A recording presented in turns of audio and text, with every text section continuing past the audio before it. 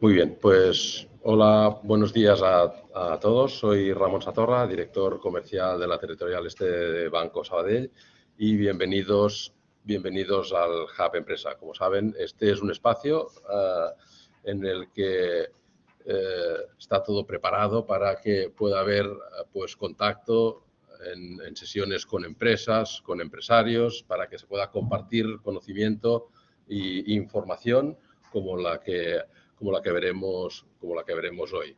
La presencia de Banco Sabadell en el mundo empresarial y en las pymes y empresas de la Comunidad Valenciana es relevante y, por tanto, para nosotros, pues, un acto como de hoy, pues es un placer que la Fundación de Estudios Bursátiles y Financieros pues haya contado con este espacio pues para llevar a cabo, para los que estáis aquí y para los que se han conectado en streaming, pues llevar a cabo una sesión tan importante como la de hoy. Espero que disfrutéis del evento, espero que sea provechosa la mañana y os dejo ahora con Isabel Jiménez, directora general de la Fundación de Estudios Bursátiles y Financieros, que nos va a presentar el acto y los ponentes. Isabel.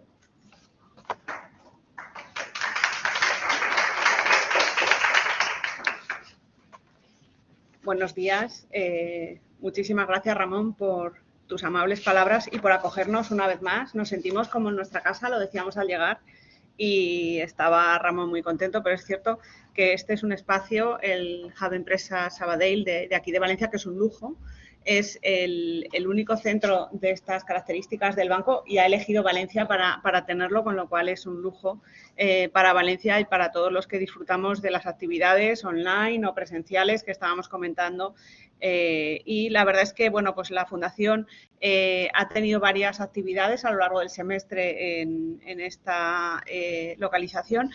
Y hoy, además, tenemos la suerte de contar con la presentación del informe de riesgos globales de Mars y el equipo de Mars en la Comunidad Valenciana para hacerlo. Y además nos va a acompañar Belén Tomás, directora de analistas de Banca Comercial de Banco Sabadell. Y la verdad es que, bueno, pues se me ocurren pocos momentos en los que sea más importante tener un buen mapa de riesgos en las empresas. Estamos en el cierre de semestre y hemos tenido un comienzo de 2022 complicado, con la guerra de Ucrania, con inflación y con inestabilidad y muy alta volatilidad en los mercados financieros.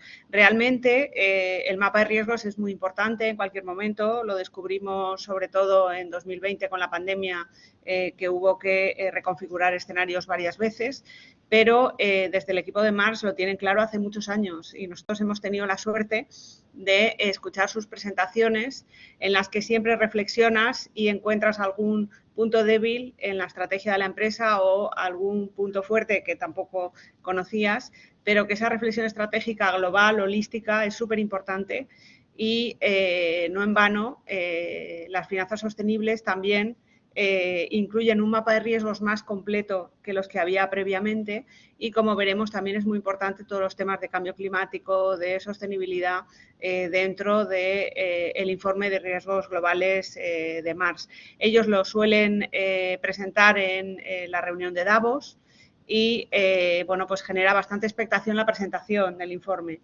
Y año tras año se reinventan y descubren recovecos y nuevos giros, nuevas perspectivas dentro del informe. Daros las gracias por estar hoy aquí. Contamos con José María Carulla, que es Managing Director de Mars Advisory, y, como decía, también contamos con Javier Blanch, director de la oficina de Mars en Comunidad Valenciana y alumni de Fundación de Estudios Bursátiles y Financieros. Muchas gracias a todos por estar aquí y muchas gracias a Ramón Satorra, director comercial Territorial Este de Banco Sabadell, por la introducción del acto. Muchas gracias.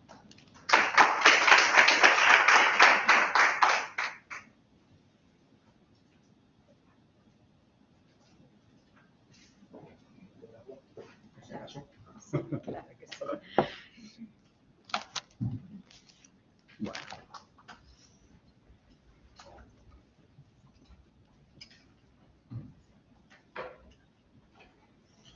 Compañero de viaje, que si no, no veo nada. Bueno, pues voy a sacar un par de papelillos, por si acaso. Bueno, en primer lugar, muchas gracias a todos los que estáis aquí presencialmente y a los que estáis en streaming y sobre todo gracias a Banc Sabadell por acogernos y a la Fundación por invitarnos. Isabel, sí, nos intentamos reinventarnos a menudo, no porque seamos agoristas y queramos riesgos, sino porque realmente creo que hablar de riesgos, tú lo has comentado, los mapas de riesgos son importantes en las organizaciones, no tiene que ser hablar de cosas malas, sino hablar de oportunidades. Y eso es un poco el objetivo que presentamos. Hoy quería compartir con todos vosotros las principales conclusiones del informe de riesgos globales, un poco con la idea constructiva de que hablar de riesgos es hablar de oportunidades y, por supuesto, tener en cuenta ciertas amenazas. Y como decimos siempre, a nivel empresarial, tenemos que minimizar las sorpresas. En nuestra gestión del día a día, evidentemente no lo podemos gestionar todo, no lo podemos hacer todo perfecto, pero sí que anticipándonos a lo que puede venir, nos puede ayudar a tomar decisiones empresariales informadas y a definir estrategias tanto a corto como a medio como a largo. Lo que pasa es que un entorno tan volátil realmente nos hace ver que a largo plazo, el largoplacismo es muy corto, podríamos decir. ¿Vale? Por aquí me has dicho. Muy bien. Muy bien.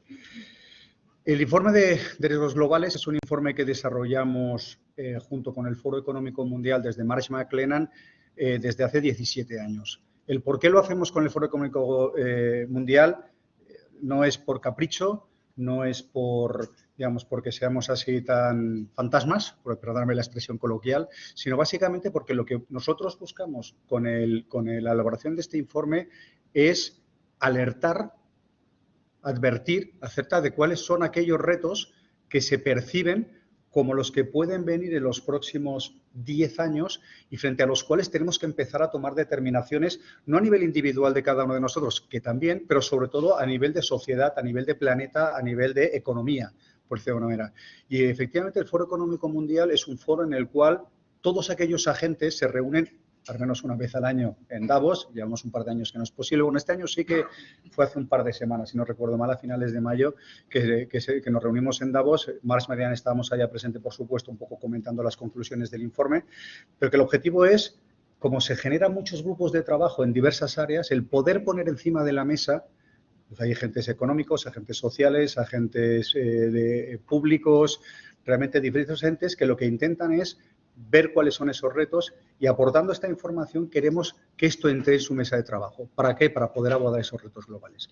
Como comentaba, estamos esta vez en la 17ª edición del informe.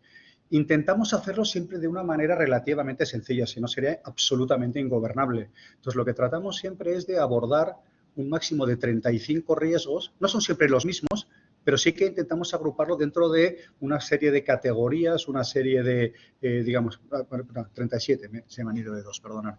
Son 37 riesgos y lo que intentamos siempre es agruparlos en unas categorías que permitan que a lo largo de los años vayamos viendo cómo evolucionan los riesgos digamos, o la percepción de los riesgos.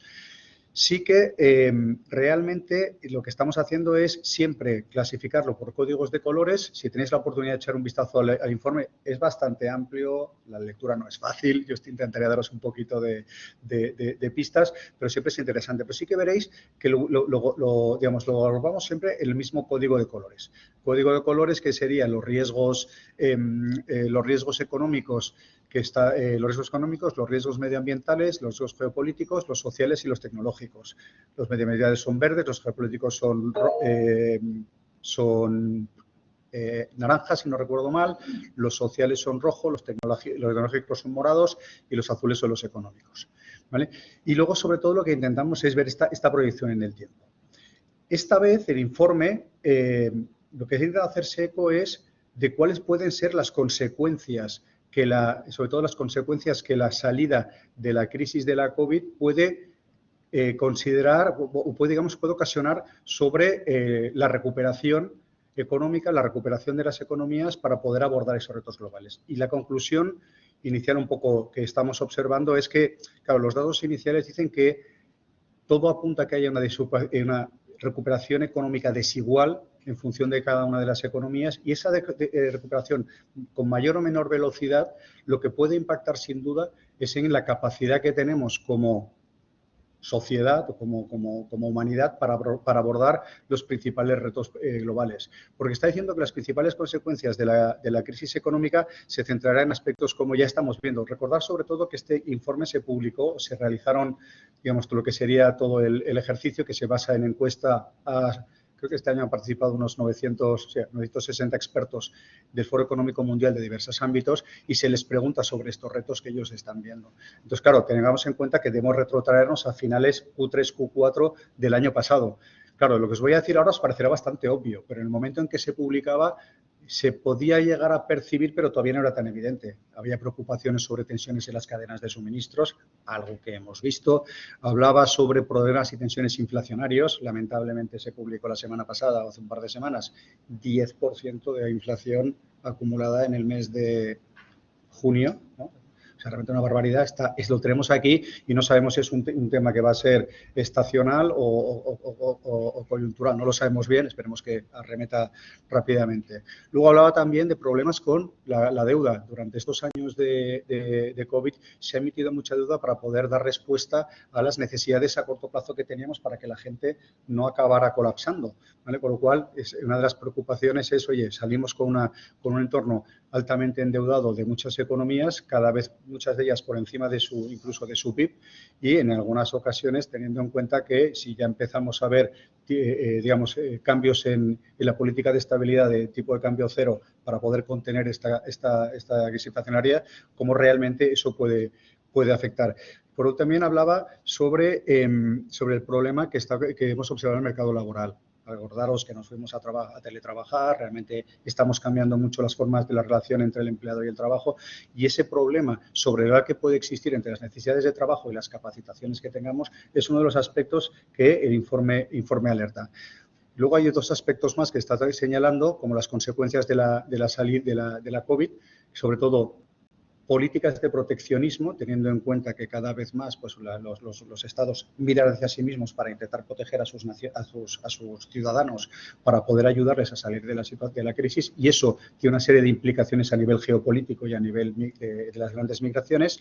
Y, por último, habla también de las consecuencias que está teniendo el incremento de la brecha que se había observado, tanto la brecha digital, las capacitaciones técnicas que tiene la gente para poder desenvolverse en un entorno digital, la brecha educativa, como realmente a nivel, no pensemos solamente en España, pensemos también a nivel global, como realmente hay ciertas áreas en que la educación era una vía de escape para que personas en riesgo de, ya no de exclusión, o en riesgo de violencia, ¿vale? Como realmente la educación era una vía de escape para poder escapar de esta situación, y que realmente por la crisis, por la COVID, han tenido que volver. Y luego también habla de esta brecha de competencias que os comentaba antes, cómo realmente podemos dar. Todo eso, ese compendio de situaciones, que parece que estemos aquí en un funeral, no pongáis estas caras, realmente lo que busca es alertar de que esto está viniendo, ¿vale? De esto lo tenemos encima, y el objetivo del informe es decir, oye, tenemos una serie de retos por delante, que es un poco la segunda parte del informe, en el cual alerta de ciertos retos que tenemos que empezar a ir abordando. Uno sería estas fronteras, lo que denominamos fronteras difíciles de atravesar, muy vinculado con los flujos migratorios que se van a multiplicar como consecuencia de varios temas. Entraremos porque hay un capítulo específico sobre ello. Habla claramente de la transición climática, un aspecto absolutamente en la mesa de todos, ¿vale? Habla de la protección del desarrollo del avance en el mundo digital. No queremos olvidarnos del ámbito de la ciberseguridad. Veréis ahora en la evolución de los riesgos que hasta ahora el riesgo de ciberseguridad, el riesgo ciber, era uno de los principales aspectos que más preocupaban. Sorprendentemente ha desaparecido. Un poco no queremos que sea porque no preocupe, sino quizá porque estamos haciendo cosas o porque otros han cogido mayor relevancia. Pero el informe, dedicándole un capítulo específico, llama a no caer en la autocomplacencia. Es un riesgo que está encima de nuestras mesas y es un riesgo creciente. Y es un riesgo que no debemos desatender. Y por último, como comentaba Isabel antes, nos inventamos alguna cosa. Bueno, nos inventamos. A mí cuando vi el informe y apareció la oportunidad en el espacio, dije, vamos a ver por dónde salimos esta vez. Pero efectivamente, cuando empiezas a analizar realmente lo que explica el informe sobre estos riesgos que tienen que ver, el objetivo del informe es alertar sobre los riesgos que en los próximos 10 años nos pueden afectar. pues hay un capítulo específico que ahora intentaré compartir con vosotros algunas ideas sobre cómo realmente el espacio, una cosa que veíamos antes casi de película, pues ahora realmente está empezando a generar ciertas tensiones. Luego veréis también que no solamente hablamos de amenazas, sino también de oportunidades. El informe lo que intenta es extraer la enseñanza que en estos 2 últimos años de COVID hemos visto acerca de cómo hemos reaccionado frente a una crisis tan global como ha sido la pandemia y cómo efectivamente hay ciertas lecciones que nos ayudan a, por un lado, ver cómo podemos continuar mejorando en el entorno de la resiliencia, ese término que se acuñó hace un tiempo y que cada vez está más presente en nuestras vidas, y cómo podemos aportarlo realmente dentro de esa continuidad de las operaciones a nivel de organización, ¿vale? Yo creo que esa es una muy buena conclusión que te llevas. Luego ya veréis también que al final del informe, además de esa primera parte que hemos hecho en base a expertos del Foro Económico Mundial, cada año lanzamos preguntas hacia líderes empresariales en todo el mundo. Este año han participado, pues, hay 12.300 ejecutivos que se les pregunta acerca de cómo ven ellos el entorno en el próximo año sobre cuáles son las principales amenazas que se pueden manifestar. Está detallado país a país. España salimos, por supuesto, os puedo hacer un spoiler, pero que las preocupaciones, me lo hago ya porque si no luego igual me olvido de mencionarlo, pero las preocupaciones sobre esto se centran sobre el empleo y desempleo, a través de actualidad, se centra sobre que realmente la crisis económica se alargue más de lo que nos podríamos imaginar. Le preocupa que la deuda pueda llegar a comprometer la continuidad de una gran economía. Habla realmente de los eventos de clima extremo, introduce algo de clima. Y por último, un aspecto que también yo creo que está de rabiosa actualidad, que es la ruptura de relaciones interestatales. Creo que alguna tenemos por aquí cerca, ¿no? El sur. El lío que tenemos ahora con el gas, con Marruecos, que sí, Marruecos y Argelia, ¿vale? Por lo cual, esto sería un poco a grandes trazas el tema del informe. Si os parece, voy a entrar un poco sobre la parte de cómo evolucionan los riesgos, ¿vale? Para después dar unos puntos sobre el análisis que se está realizando en cada uno de ellos. Vale. Sobre los datos de la encuesta, lo que le preguntábamos a los entrevistados es, por un lado, ¿cuáles creéis que son los riesgos que más se han agravado a consecuencia de la pandemia? Después les preguntábamos, si veis en la siguiente diapositiva, cómo creían que los riesgos se podrían materializar en entorno de corto, medio y largo plazo, y finalizamos diciendo cuáles son los retos que realmente a largo plazo, dentro de los próximos 10 años, preocupan. Yo creo que es tremendamente interesante ver que la principal preocupación como consecuencia de la pandemia de la COVID es el impacto que ha tenido a nivel social, ¿vale? Y aquí ya anticipo la S de ESG, ¿vale? Preocupa la parte roja y la parte verde, o sea, la parte medioambiental y la parte social, lo cual ya nos anticipa que realmente ciertos movimientos que parecen ya no medio impuestos, sino como tendencias de gestión, no es que sean tendencias, que son absolutas necesidades. Estamos viendo que son las preocupaciones que tenemos a corto y veréis que son las que tenemos a medio y a largo. No cambia el panorama.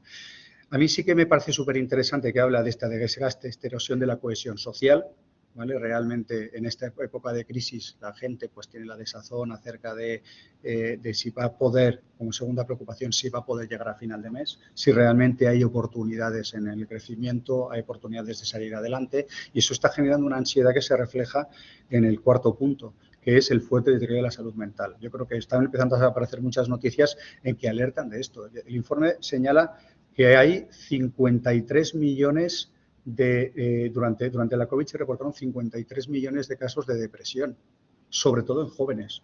O sea, eso genera un panorama a futuro desalentador, pero una vez más, no para que nos asustemos, sino para invitar a ver cómo podemos realmente tomar acción sobre este tema que ya empezamos a identificar y sobre el cual deberíamos trabajar. Luego veréis que los principales riesgos que ha empeorado desde el inicio de la pandemia también señala el fracaso de la acción climática.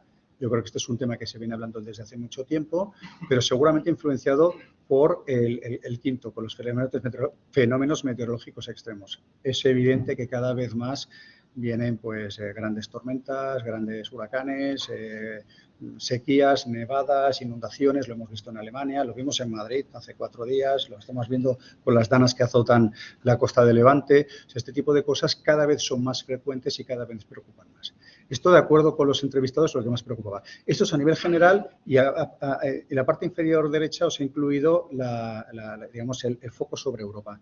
Viene a ser lo mismo, el orden de los factores no altera el producto, pero sigue preocupando lo mismo. El fracaso frente a la acción climática, la erosión de la cohesión social y el deterioro de la salud mental. Con lo cual yo creo que todas las regiones más o menos están alineadas en estos aspectos. Una vez más, esto lo que nos tiene que invitar es a pensar y a ver cómo determinados aspectos que en ocasiones creemos que están lejos del alcance de nuestra mano, en otros vemos que es tremendamente exógeno, sí que es interesante que desde la perspectiva empresarial tengamos un análisis interno para saber cómo estos aspectos, nosotros los podemos afrontar, nos pueden afectar y cómo podemos prepararnos para evitarlos o reaccionar frente a ellos. Si nos vamos a la siguiente pregunta que les hacíamos, ¿cuáles son aquellos riesgos dentro de las 5 categorías que creemos que tienen mayor posibilidad de manifestarse a corto, en un espacio temporal de 2 años, a medio, entre 3 y 5 y a largo? O sea, los nombres son bastante parecidos, pero aquí sí que me parece interesante ver cómo evoluciona desde un aspecto donde la parte social preocupa mucho más a corto plazo.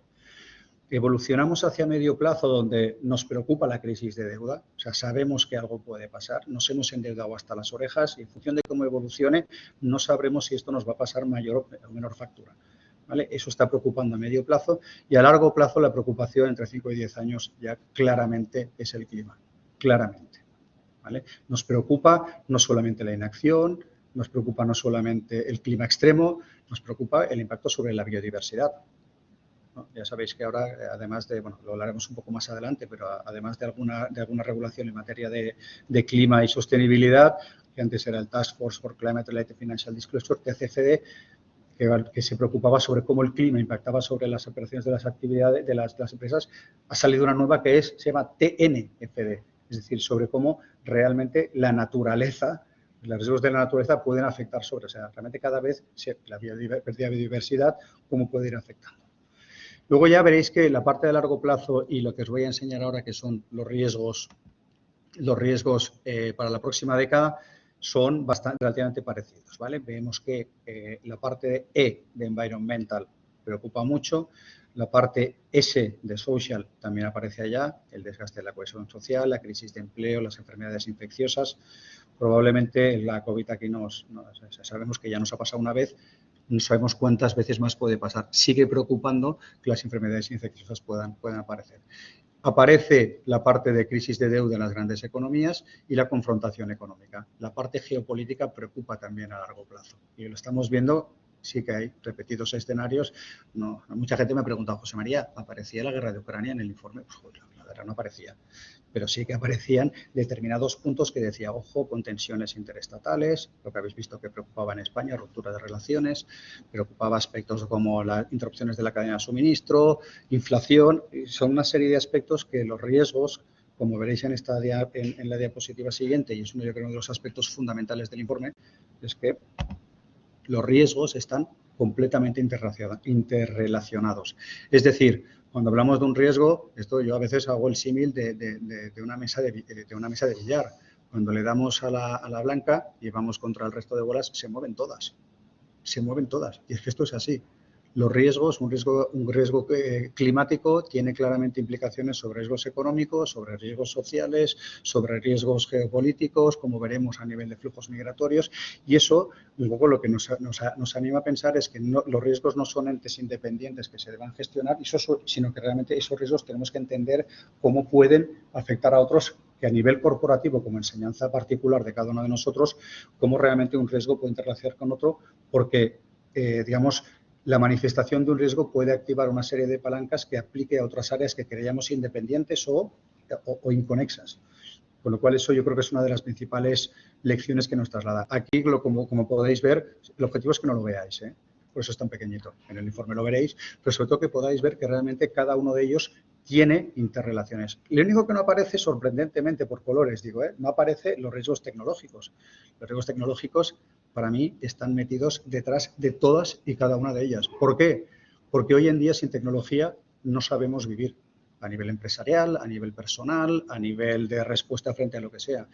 Efectivamente, un colapso de cualquier infraestructura crítica de comunicaciones es que realmente sube y baja de una manera importantísima, ¿vale? O un riesgo climático de incremento de temperaturas genera unas necesidades de energía descomunales para mantener pues, los cientos de procesos de datos operativos. Eso realmente puede generar, podéis ver allá un poco la relación que hay. Hasta aquí toda la parte de lo que sería el informe de riesgos en sí, ¿vale? Ahí lo que vemos, si cogéis el informe lo veréis, cómo en los últimos años ha ido evolucionando desde aspectos donde habían, en la parte de cuando estamos en crisis económica, preocupaba mucho los aspectos económicos, fue evolucionando aspectos geopolíticos, luego se incorporaron la tecnología. Cuando la tecnología llegó realmente de una manera más que abrupta, se aceleró la presencia de la tecnología en nuestras vidas, se vieron cómo estos riesgos se iban acrecentando y ahora cada vez más y de una manera sostenida en los últimos años, la parte medioambiental está teniendo una relevancia tremendamente importante, ¿vale? Y de ahí, y veréis que luego lo intentamos ligar las conclusiones del informe con lo que estamos viviendo y que antes pues comentábamos, con toda esta, digamos, tendencia creciente en que las empresas sean responsables en materia de environmental, de social y de governance. Que es un grito no porque realmente sean las nuevas tendencias de gestión, sino porque es una necesidad viendo a los riesgos a los que nos enfrentamos. Y que, como comentaba antes Isabel, los mapas de riesgos cada vez lo están considerando más. Nosotros creemos que el aporte del mapa de riesgo, del informe de riesgos globales, te ayuda a pensar no solamente desde la perspectiva interna de negocio y digamos, de los aspectos habituales en los que nos desenvolvemos, sino sobre todo tener esta perspectiva externa que te diga, oye, no dejemos de pensar cómo estos aspectos que igual trascienden de lo que nosotros vemos en nuestro primer círculo, ¿vale? Cómo realmente nos pueden afectar. Y veréis que cuando hablemos de resiliencia también se habla de esto, cómo ampliamos el círculo para entender cómo la organización está preparada para responder frente a crisis mayores. Vale, espera un segundo. Bueno, creo que voy a darle cuenta. Vale, vamos. Sobre las áreas temáticas, como os comentaba, el informe tiene 4 capítulos específicos. Uno habla de la transición climática, el segundo habla de protección del desarrollo digital, el tercero de las fronteras difíciles de atravesar, aparte más de la crisis migratoria, y por último de oportunidades del espacio. Bueno, ya os digo que a mí me sorprendió ese, pero luego cuando empiezas a mirarlo realmente con perspectiva de medio y largo plazo, alcanzas a entender que son entornos, como ya estamos empezando a hablar, que si los polos son escenarios de confrontación geopolítica por el acceso a los recursos, pues el espacio se va a convertir en uno más. ¿Vale? Si entramos en cada uno de ellos, no le voy a dedicar mucho tiempo, os voy a dar 4 pinceladas. Sobre la transición climática, realmente la preocupación de la transición climática, o sea, no es, oye, tenemos que transicionar, porque yo creo que ya es evidente en la COP26 de Glasgow, yo creo que se produjeron grandes avances. Yo creo que, si no recuerdo mal, a raíz de la COP, pues creo que 197 países firmaron compromisos para alcanzar objetivos de descarbonización, de net zero, de lucha contra la deforestación. No sé si son compromisos, digamos, de papel mojado o lo van a hacer, pero lo que sí que es verdad es que había comprometida inversión pública de 130 trillones de dólares para poder acometer proyectos de transición energética. El asunto es, bueno, las COPs pues cada vez van teniendo algo más de relevancia. No se llegó al consenso, no se llegó a que China se comprometiera, no se llegó a que quizá Estados Unidos hiciera todo lo que tenía que hacer, pero, bueno, pero por lo menos es un camino. Pero aquí la preocupación sobre transición climática es, una vez más, si antes os comentaba que la preocupación de la recuperación de la COVID era que sea una recuperación, no alineada, que cada uno fuera por su lado y gente recuperará más rápido que otros, pues en el caso de la transición climática habla de lo mismo. Es decir, es necesario, se está avanzando, no hay duda de ellos. ¿Cuál es el problema? El problema es que esta transición climática se haga de modo desordenado, de forma y manera que haya ciertos países que avancen mucho más rápido que otros. Es ley de vida, ¿eh? No todo el mundo tiene acceso a la misma tecnología, no todo el mundo tiene acceso y no todo el mundo está en la misma situación como para poder coger y decir, me cargo la industria del carbón, me cargo la industria de esto, porque realmente hay ciertos países que están son tremendamente dependientes de las energías fósiles no tienen los recursos ni tecnológicos ni las capacidades para hacer esta transición y muy probablemente su masa laboral está muy centrado pues, en temas de extracción, con lo cual reconvertir toda esa masa laboral en una masa laboral técnicamente capacitada para poder hacer renovables es un camino que digamos que no es fácil de llevar. En este sentido, lo que alerta el informe es nos vamos a encontrar con unas economías que quieren ir muy rápido, ¿vale? Y por otro lado, otras economías que van a poner el freno y que van a decir, oye, o sea, a mí no me obligues a ir tan rápido. Entonces, eso lo que va a hacer es que estemos haciendo que estas diferentes velocidades, que los esfuerzos que hagan a unos se puedan ver compensados o digamos, o lastrados porque otra parte del planeta no avance. Entonces, esto no es una llamada que todo el mundo tiene que ir rápidamente hacia la transición climática, que tenemos que hacerlo, sino que es una llamada para decir, no va a ser tan fácil como nos podemos imaginar y lo que necesitamos es realmente encontrar esos consensos, apoyar a las economías que necesitan transicionar y sobre todo no convertir eso en una herramienta geopolítica, que es un poco lo que parece que nos está sucediendo. Es la parte que ponemos en la tercera columna donde hay ciertos países que van a proteger sus industrias porque dicen, señores, yo no soy capaz de llegar hacia eso. O sea, realmente la transición climática es una oportunidad, es una necesidad, nos va a costar mucho dinero, pero tenemos que llegar sí o sí. Veamos cómo, y aquí es lo que os trasladaba, no es un tema de que en España, en Valencia, hagamos de una manera o lo hagamos de otra, es un reto global y es necesario que las grandes organizaciones se ponen de acuerdo para que todo sea un movimiento común. Esto parece como bastante happy flower, pero o se pone encima de la mesa o no evoluciona. Y es por eso por lo que lo intentamos trasladar de esta manera. El segundo aspecto es el tema de los avances y desarrollos digitales. Como os comentaba antes en las versiones anteriores del informe, la preocupación por el entorno de ciberseguridad era creciente. Yo creo que en los últimos años el informe destaca que los ataques de malware se han incrementado, pues no sé si en un 350% y los de ransomware en un 450%. O sea, y eso no es porque sí, es porque recordar que cuando estuvimos en la pandemia todos estábamos encantados de tener el ordenador en casa porque podíamos trabajar desde casa, era una maravilla. Nos dieron un laptop, estuvimos allá, teletrabajo, qué maravilla, que si voy, que si no voy al despacho. ¿Qué sucede? Que nos lanzamos abruptamente a teletrabajar, nos salvó la vida.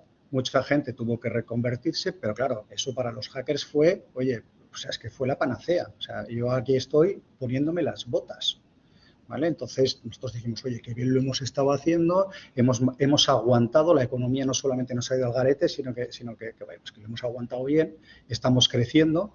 ¿Pero qué ha sucedido realmente? Pues que en muchos casos los hackers estaban trabajando por detrás, dejando, pues oye, malware allá residente a la espera de cuando lo activo. Y ha venido ahora. ¿Vale? Estamos hablando, pues como estamos allá, Internet 3.0, la web 3.0, los NFTs, o sea, todo este tipo de cosas que están aumentando incluso más los vectores de ataque. Entonces, el aviso que quiere el informe es decir, señores, esto ni mucho menos ha acabado. O sea, sabemos que es como una maratón que nunca vamos a llegar a la meta porque sabemos todos fehacientemente que los hackers es un negocio y siempre va a ir un paso por delante de lo típico. El poli siempre va un paso por delante o sea, el caco va por delante del poli, ¿sabes? A ver, siempre vas a buscarlo. Y aquí pasa lo mismo. Entonces, llama la atención, sobre todo, quieren llamar la atención, decir, no nos relajemos porque en un mundo cada vez más dependiente de la tecnología, el hecho de que giremos o dejemos de atender el reto que supone la ciberseguridad en la continuidad de las operaciones de las organizaciones o en la continuidad de los actos cotidianos de las personas, es realmente un riesgo latente y creciente. ¿Vale? Entonces, evidentemente, ¿cómo lo tenemos que hacer? Pues ese es el gran reto. Hay que seguir entendiendo el riesgo, hay que seguir entendiendo dónde tengo que invertir para minimizar los vectores de ataque. Pero, yo creo que el objetivo de este capítulo principalmente es, señores, no nos olvidemos de que esto sigue ahí. A pesar de que no aparezca en el top 10 de los riesgos, esto es un riesgo inminente. Es un riesgo real y que es un riesgo que no está en absoluto mitigado. Recuerdo en una ponencia que anteriormente me preguntaban, bueno, pero José María, pero claro, sí, pero ¿qué hacemos? Hay empresas que, bueno, los grandes monstruos que tengan equipos descomunales de gente trabajando en este área. Pues, Y hay otras empresas pues, que tenemos un tamaño diferente y, oye, no tenemos esta capacidad. Y ahí yo lo que les decía es que, lo señalaba en el informe también, yo creo que es en el 90 y tantos % de los casos, el vector de ataque no es un ataque dirigido. Mira, yo quiero ir contra ti porque es que me interesa un montón tu empresa. Pues son ejercicios de phishing, con lo cual alguien, por error humano, no te digo que seamos zoquetes, es que realmente las técnicas, o sea, realmente las técnicas que hay para hacer ataques de phishing, ahora ya en los vídeos puedes ver a Putin diciendo que es Santa Claus. ¿Sabes? O sea, es que realmente ha evolucionado tanto la técnica que uno de los aspectos que hay que hacer, además de tener un mínimo de seguridad, es trabajar en que la gente sea consciente de que son el principal, digamos, punto débil de la cadena. No llamarle puntos débil, pero que sepamos que nosotros como individuos somos el principal punto de entrada de cualquier hacker. Con lo cual, una parte es el awareness, es decir, que la gente sea consciente del riesgo y por dónde pueden empezar a pedirnos ciertas cosas, ¿vale? Y por otro lado, como comentábamos por aquí, la creación, lo que hay el informe es el área de la ciberseguridad es un espacio abierto. La gente está encantado por ser anónimo en el ciberespacio y lo que se necesita es intentar establecer algún tipo de, va a ser complicado, de regla de juego, de terreno de juego donde las personas que estemos en el ciberespacio pues sepamos cuáles son aquellas limitaciones que tenemos. Eso es complicado, pero bueno, es uno de los aspectos que el informe aboga.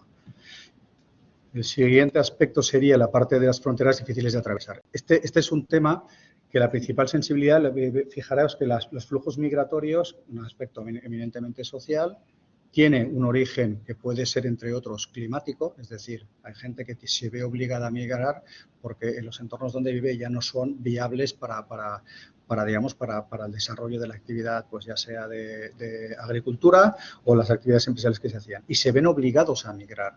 Entonces, esto es un entorno en el que, como estábamos comentando, entorno de salida de la crisis de la COVID, con pues, unos retos importantes a nivel local, y estos retos a nivel local tienden a generar políticas proteccionistas, donde realmente el país destino de la migración va a intentar proteger a sus habitantes en contra de estos flujos migratorios.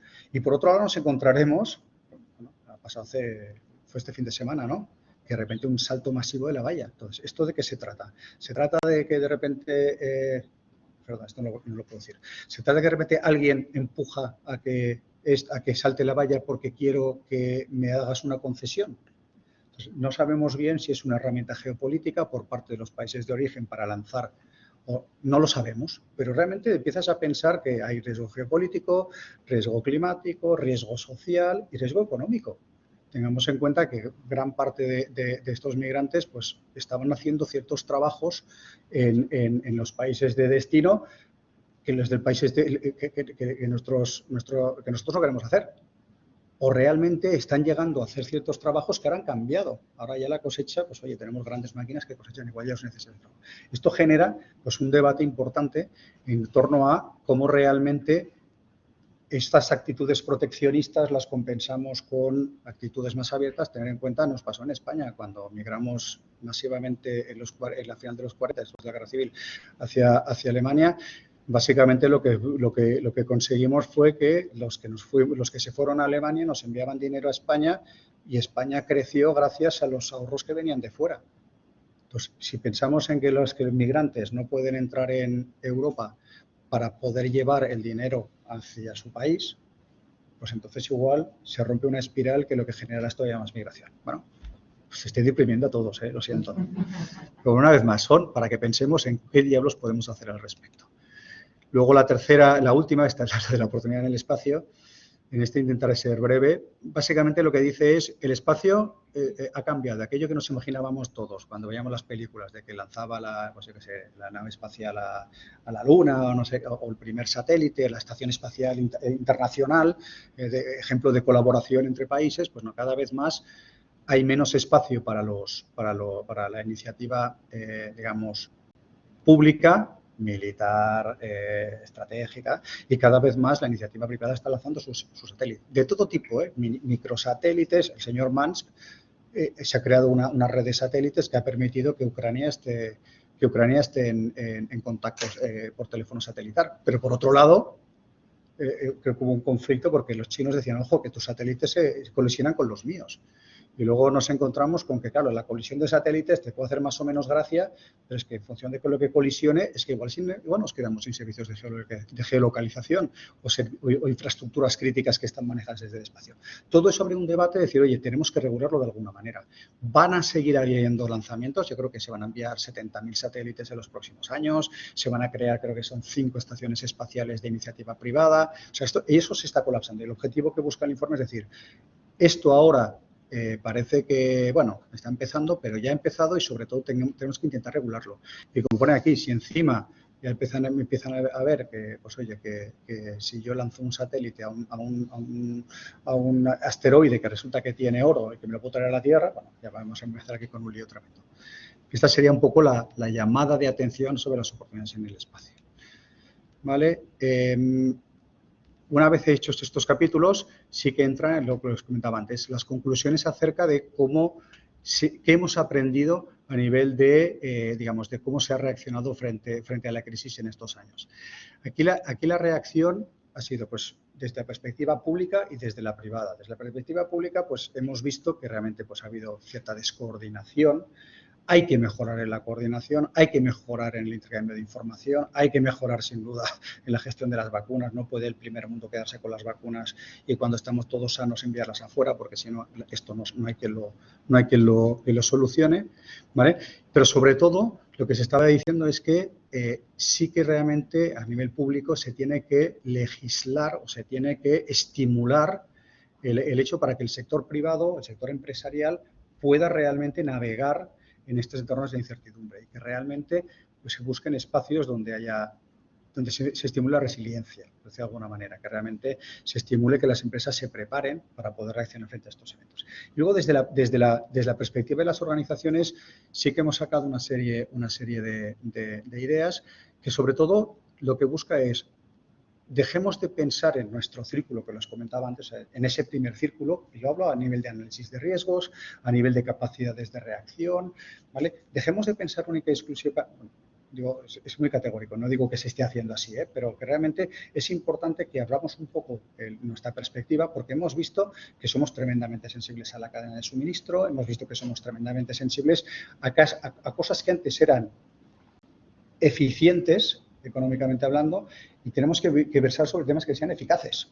Es decir, igual debemos sacrificar esa parte de margen que nos aportaba el comprar barato en la otra parte del mundo para encontrar alternativas que nos permitan poder continuar con nuestras actividades. Eso sería una de las principales. Luego, sobre todo, testar, entender qué me podría pasar si. Y no solamente que se me queme una fábrica o que se me caigan mis servidores, sino que realmente qué pasa si aquel proveedor crítico de no sé dónde me falla. ¿Qué alternativas tengo? Y uno de los aspectos tremendamente interesantes es que no lo hagamos única y exclusivamente por una perspectiva de oye, yo mirándome qué es lo que va a pasar, sino entender cuáles son los esfuerzos, digamos, de resiliencia con otros objetivos. O sea, se está hablando de sostenibilidad, se habla de environmental, governance, que realmente lo podamos ligar porque todo eso genera una serie de riesgos que nos afectarán en nuestra continuidad de nuestras operaciones y que pensemos en grandes. Y sobre todo, que la resiliencia no es ya hecho mi plan de continuidad de negocio, yo ya sé cómo reaccionar si me pasa algo, sino que es un camino. Es algo que cada vez más estamos viendo que lo que hice ayer, no digo que ya no sea útil, pero sí que realmente estemos repensando continuamente si realmente, como está cambiando el entorno que nos estamos operando, nuestras, digamos, las decisiones que podamos tomar o que queremos que podemos tomar, si debemos, digamos, repensarlas atendiendo a cómo el entorno volátil va cambiando. Yo creo que ya. ¿Pues bien de tiempo? Me queda. Vale. Perfecto. Bueno, dicho eso, ya hasta aquí lo que sería el informe. De verdad que os recomiendo leerlo. Yo sí, os lo recomiendo, ¿vale? Sé que no es fácil, creo que hay una versión un poco resumida, pero yo creo que es tremendamente interesante ver ese pensamiento. A veces, sé que es una palabra muy americana, lo del out of the box, fuera de la caja. Por una vez, a mí me ayuda mucho a pensar en que realmente muchas ocasiones tiendo a ver lo que tengo delante mío y me cuesta ver lo que hay más allá. Bueno, aquello que dicen que el árbol no te permite ver la inmensidad del bosque. Pues yo creo que leer este tipo de documentos, más allá de esa parte que decir, no es tremendista, no es para que nos deprimamos, es precisamente lo contrario, es para entender cómo pueden evolucionar las cosas para que yo haga ese análisis interno de si eso a mí me puede afectar de una u otra manera, a mi persona, a mi organización, a mi sociedad, ¿vale? Todo eso es un poco lo que evita. Y luego, por eso, así que el GRR es el Global Risk Report, perdonad, que aquí yo soy de acrónimos y un informe global de riesgos, y queríamos linkarlo sobre todo, visto cuáles son las principales preocupaciones con esta, ¿cómo te lo diría?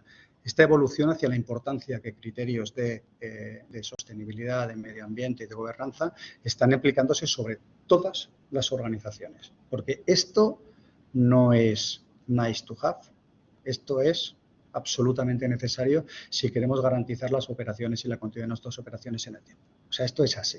El otro día estaba en un foro también charlando y me decían, oye, pero José María, pero es que aunque nos cueste dinero, digo, es que aunque nos cueste dinero, es que igual te cuesta dinero ahora, pero es que más vale que te cueste dinero ahora a que ahora te lleves toda la parte del beneficio y dentro de 10 años no seas viable. Estamos observando en muchas ocasiones cómo realmente yo creo que el sector financiero juega un papel fundamental, ¿vale? Porque lo que tenemos que hacer es estimular a que esto pase, porque si no individualmente pues estaremos todos como que... Entonces, cada vez más las decisiones, la industria aseguradora, conocéis perfectamente que Marsh, uno de sus principales focos de actividad es el análisis de riesgos y la intermediación con el mercado asegurador. El mercado asegurador está empezando a decir que realmente si las compañías no están alineadas con los intereses de ESG que tiene la compañía de seguros, pues directamente no les asegura. El sector financiero estamos diciendo, pero por un criterio objetivo, es decir, si tu negocio no es viable dentro de 10 años, yo quiero saberlo ahora. Quiero saberlo ahora porque entonces los recursos financieros los tenemos que dedicar a aquellos que son viables. Si te decía alguna barbaridad, luego me corrígese, por favor. Y no es un tema de decir, venga, vamos a fastidiar, es un tema de, efectivamente, vamos a ayudar a que los negocios realmente tengan continuidad en el tiempo. Luego veréis algunos ejemplos que realmente es que son clarísimos. ¿Vale? Lo primero, como os decía, ¿por qué los riesgos ESG es un tema relevante para todas las compañías? Es lo que quería comentar con vosotros. Lo de nice to have, que lo he comentado antes, si hacemos una visión de cómo ha evolucionado toda la materia relacionada con sostenibilidad, por llamarlo como gran palabra, ¿vale? Vimos que en su momento inicialmente nació como algo filantrópico, ¿vale? Como algo de, pues un poco, pues yo empiezo a tomar algunas acciones, está muy vinculado a la parte social, ¿vale? Son iniciativas benéficas, ¿vale? Luego, poco a poco fue evolucionando hacia un concepto que ya nos suena más a todos, que es la responsabilidad social corporativa. Las empresas cotizadas, pues oye, es absolutamente necesario presentar la memoria. Resulta que ahora de repente cambia la normativa en España y tenemos que hacer, para ciertas empresas que cumplan con los mínimos requerimientos, tenemos que hacer la memoria no financiera, la tenemos que presentar, ya tenemos que empezar a decir qué es lo que estamos haciendo, pero simplemente es a efectos informativos, ¿vale? En algunos casos, esta máscara de responsabilidad corporativa se llegaba a utilizar como, pues fíjate qué bueno que soy, con aspectos más marketingianos, comerciales, a ver cómo, fíjate que yo soy mejor que el resto porque me preocupo por... Y ahora hemos cambiado radicalmente y llegamos a ESG. Que ESG sí que me gusta llamarlo como creación de valor añadido y no como una muesca más que tengo que cumplir y que no hace más que erosionar mi capacidad de crecer. O sea, realmente lo que está diciendo ESG como criterio de valor añadido es, señores, tenemos un horizonte temporal en los próximos 20 años, el 2030 y el 2050 que nos están hablando, que o hacemos algo o se va al traste todo. Entonces, por eso, ESG lo que busca es estimular que las organizaciones demos los pasos. ¿Por qué? Pues porque somos los que dinamizamos, porque pagamos los salarios a los empleados, dinamizamos la economía, damos servicio. Todo eso es lo que tiene que hacer, estimular que realmente junto con las ayudas o los estímulos de los entes públicos realmente logremos el objetivo de frenar el cambio climático. Pero que es uno de ellos, porque ESG no es solamente tema de clima. hay mucho más aspectos, como realmente ahora se habla mucho de clima, pues oye, por la emergencia climática, por los objetivos digamos internacionales de reducción de emisiones, por TCFD. TCFD, luego lo a repetir, una normativa que aplica sobre todo en el sector financiero, que lo que quiere es entender cuál es la exposición al riesgo de clima de los activos de las compañías, cómo la transición energética va a ayudar o no, o va a ser una oportunidad o una amenaza para el modelo de negocio, y luego la oportunidad que viene detrás de esta transición a nivel de producto. Y todo eso es importantísimo, pero sobre todo lo que podéis ver es que no solamente es un tema de cómo el clima afecta a nuestras actividades. Hay una vertiente social sobre cómo nos relacionamos nosotros con nuestros empleados, cómo generamos el entorno laboral un entorno seguro, un entorno, digamos, de crecimiento y de desarrollo personal de nuestros empleados, pero también se lo traslada hacia cómo nuestros productos, digamos, trasladan ese compromiso hacia los usuarios o los compradores, y por último realmente cómo la organización con las comunidades en las que está integrado está trabajando. Y por último, la parte de gobernanza quizás es la que está algo más desarrollada, estamos todos más familiarizados. Políticas de anticorrupción, políticas de transparencia, esos son aspectos que lo que hace es reforzar sobre todo que los otros dos patas se están realizando. En este sentido, las organizaciones se enfrentan a una serie de retos. Por lo primero es estos criterios de ESG, que por otro lado, yo me imagino que todos vosotros me estaréis pensando, oye, pero es que realmente es que no hay una norma, no hay esto que nos diga qué es lo que hay que hacer y cómo hay que hacerlo. De hecho, es lo contrario.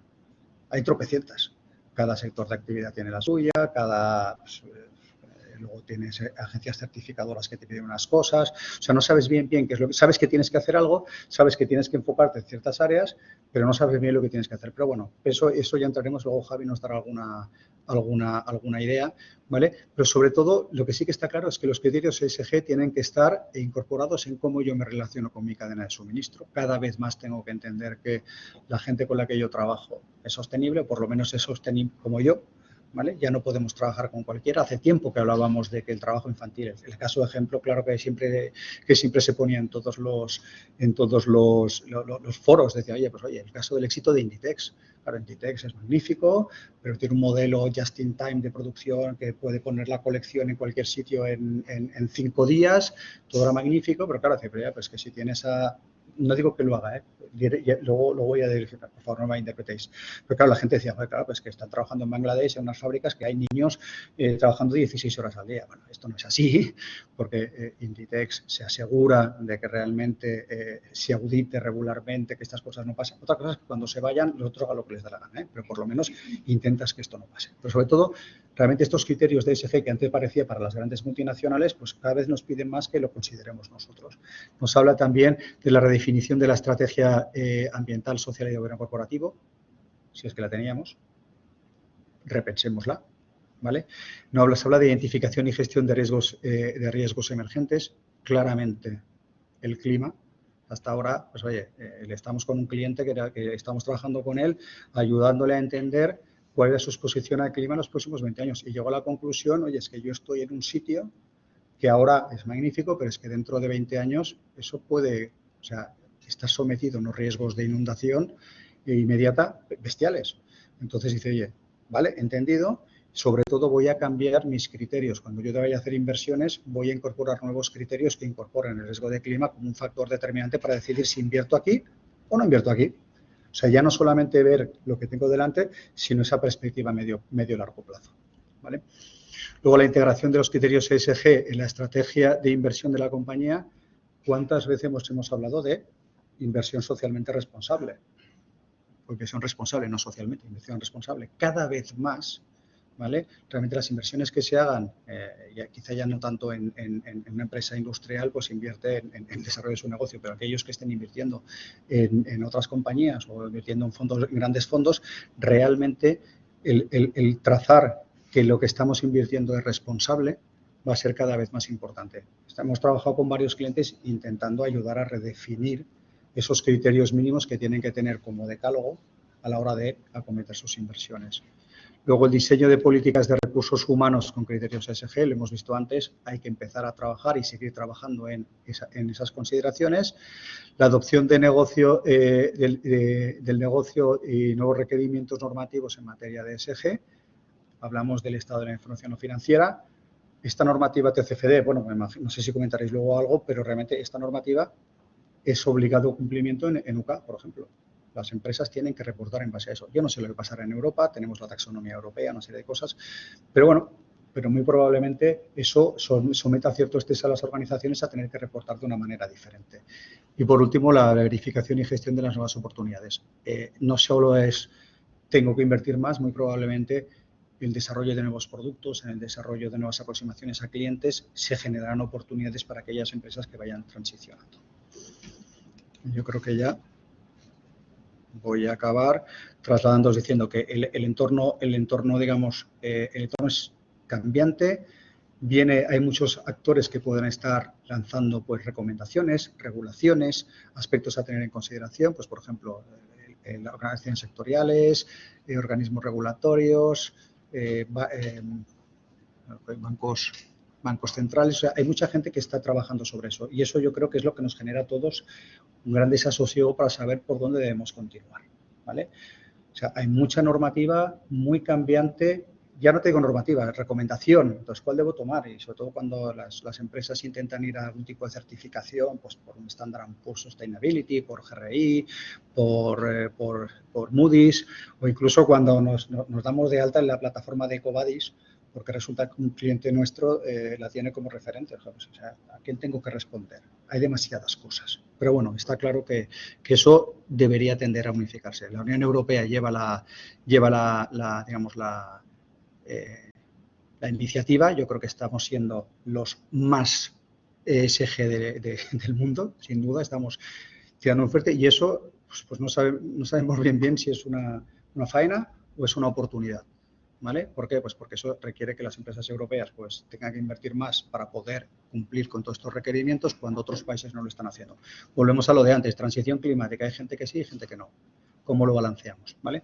Pero realmente yo creo que es un facilitador que ahora nos va a llevar un tiempo de adaptarnos y nos va a costar algo más, pero que nos posicionará digamos, nos posicionará mucho mejor de cara al futuro. Yo creo que con esto, simplemente que sepáis que esto afecta, los diferentes ámbitos afectan a prácticamente todos los sectores de actividad, algunos con mayor importancia que otros. ¿Vale? Esta información y la compartiremos con todos vosotros, pero simplemente es para que tengáis una idea que eso que hemos visto en el informe de Global de Riesgos que preocupa tanto se está transformando en acciones inmediatas para que las organizaciones, las personas, las empresas vayamos desarrollándolo. Y todo eso pues acaba de hilar con ese mapa de riesgos que nos comentaba antes Isabel. Yo aquí creo que al minuto, ¿eh? No suele pasar, ¿eh? Sí, los colores de más rojo a menos rojo, si la verdad es que estaba fuera del slide, es, digamos, que tiene más importancia o más relevancia a que tienes menos relevancia. ¿Vale? Es decir, la verdad es que sí, que en función del sector, o sea, por ejemplo, esto lo comentará ahora Javi un poco más adelante, pero que realmente en función del sector no es lo mismo ciertos retos dentro del ámbito de biodiversidad, o sea, que retos sociales para algunas tipologías. O sea, aquellos grandes contratadores pues igual tienen más retos de la perspectiva social que aquellos menos pues no son tan importantes. Esa sería un poco la idea. Espero que os haya parecido interesante. Os animo a leer el informe y yo estaré encantado de compartir lo que queráis cuando queráis. Muchísimas gracias por vuestra atención.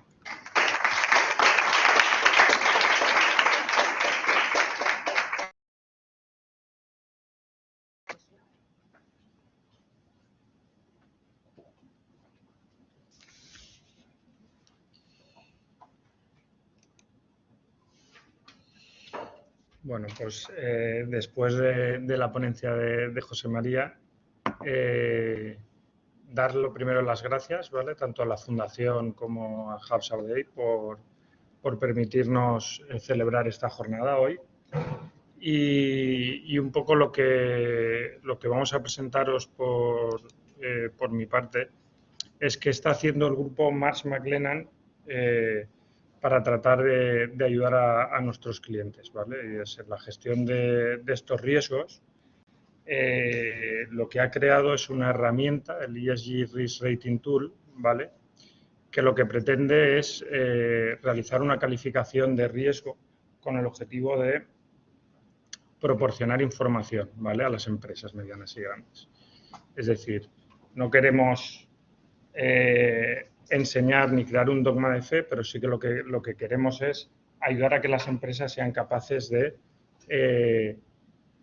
medir, informar, valorar su grado de exposición de ESG, ¿vale?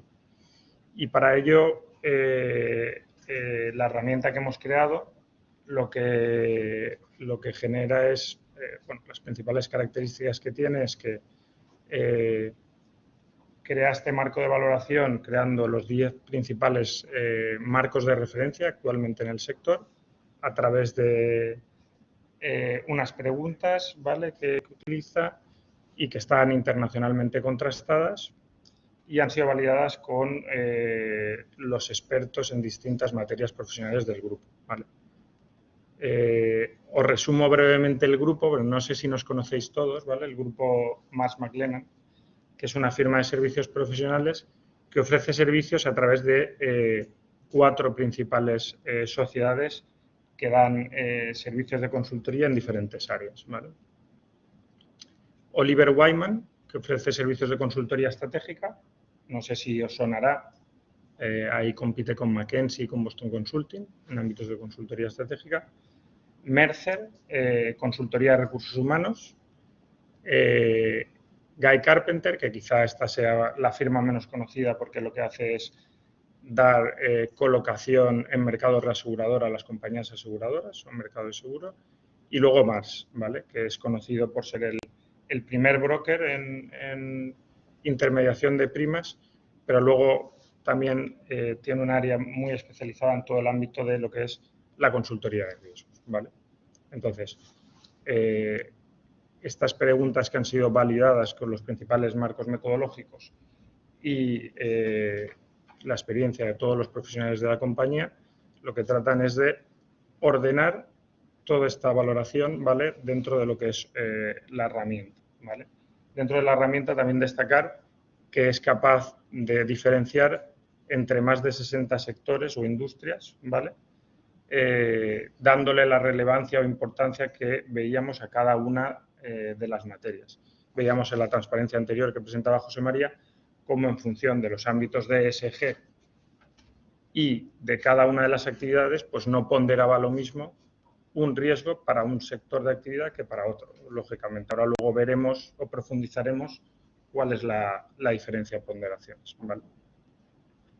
Y como decíamos, los 3 principales puntos que persigue la herramienta es medir cuál es la valoración o cuál es la posición en la empresa en comparación o en benchmark con las mejores prácticas, ¿vale?, tanto a nivel internacional, y que tengan una forma de contrastar cuál es su posición o su puntuación en ESG y puedan contrastarla en el tiempo, es decir, todas las medidas, todas las acciones que vaya cometiendo una compañía, que pueda volver a medir y a valorarlas y tener una herramienta de gestión en el tiempo, ¿vale?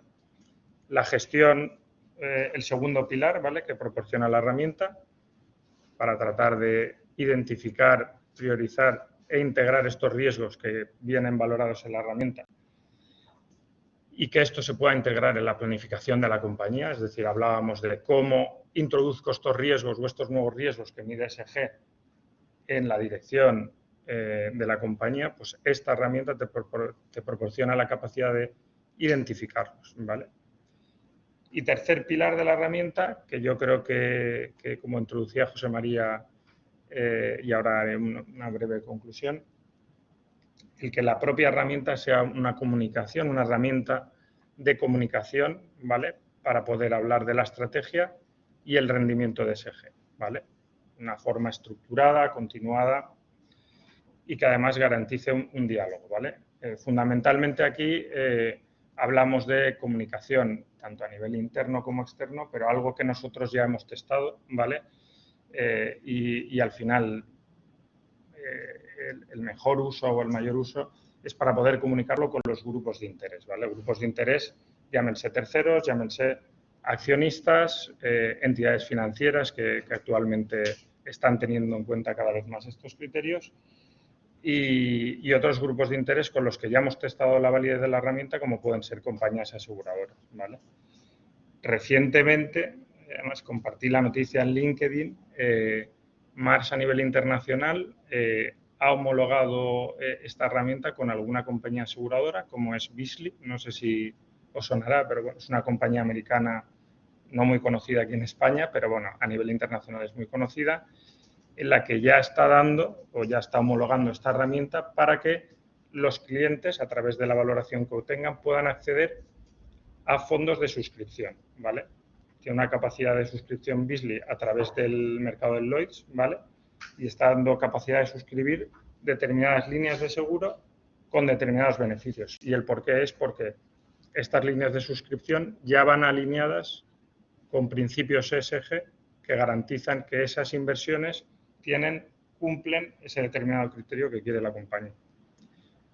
Entonces, como resumen, podríamos decir que todo aquello que parecía que venía en cuanto a ESG, pues estamos viendo como también las entidades financieras, las compañías aseguradoras están empezando ya a acometer en la vida real, ¿vale? Entonces, todo esto que parecía que venía, al final lo que tratamos con la herramienta y lo que yo creo que cada vez va a hacer más visible a la sociedad es que hay que avanzar porque los grupos de interés, yo creo que es bueno para toda la sociedad, está tomando ya como referencia la evaluación de ESG dentro del día a día de las compañías, ¿vale? Ahora vamos a enseñar un poco el detalle de cómo hacemos, ¿vale? ¿Cómo lo hacemos? Hemos dicho que cuál es la metodología, hemos dicho, oye, el final será que lo que hacemos es medir en diferentes horizontes, ¿vale? Y entonces, ¿cuál es la metodología? Pues analizamos los 22 marcos internacionales y sectoriales reconocidos, ¿vale?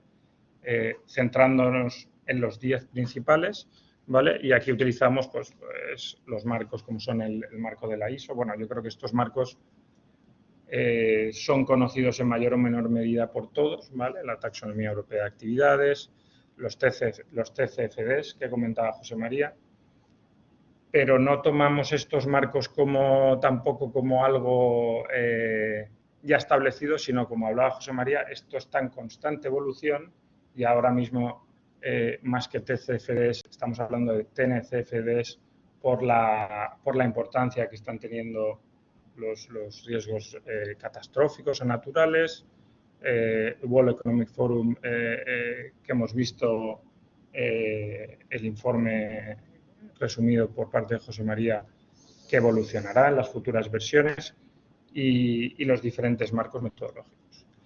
Como segundo punto relevante, agrupamos las preguntas en función de 3 tipos de pregunta, ¿vale? En función de la industria.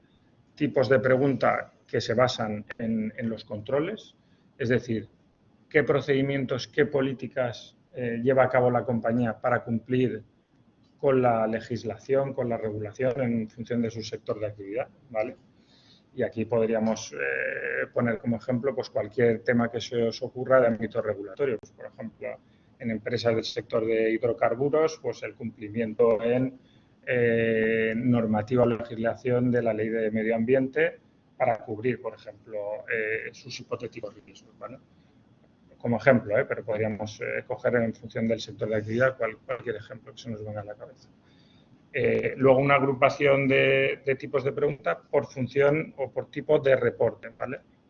Esto mediría un poco cuáles son las divulgaciones que hace en ámbito de ESG la compañía, ¿vale? Y aquí lo que nos referimos es a cada uno de los capítulos o temas que se valoran, que veremos más adelante, que podría ser un ejemplo, sería la parte de social, el compromiso con los empleados y pues, cualquier encuesta de clima que se realice en la que se valore el impacto de ESG. ¿Vale? Y el tercer ámbito de tipos de preguntas sería la resiliencia, ¿vale? O las relacionadas con la identificación, análisis y el tratamiento, ¿vale? De ESG. ¿Vale? Como hablábamos antes, para poder ponderar, ¿vale? Cada una de las preguntas, lo que hacemos es aplicar un rango de 1 a 4, ¿vale? En función de la importancia y la madurez, ¿vale? De la pregunta, ¿vale? Y esto lo que hará es aplicar una ponderación o un peso dinámico a cada uno de los valores, ¿vale? Y como tercer punto, agruparíamos todas las preguntas en función de los 18 temas, ¿vale? Que consideramos más relevantes, ¿vale? Para la compañía. Son 14 de los temas consensuados con los marcos metodológicos que vienen identificados en el Global Risk Report, ¿vale? Del World Economic Forum. Y luego 4 categorías adicionales que son valoradas por todos los expertos del grupo MMC a nivel internacional.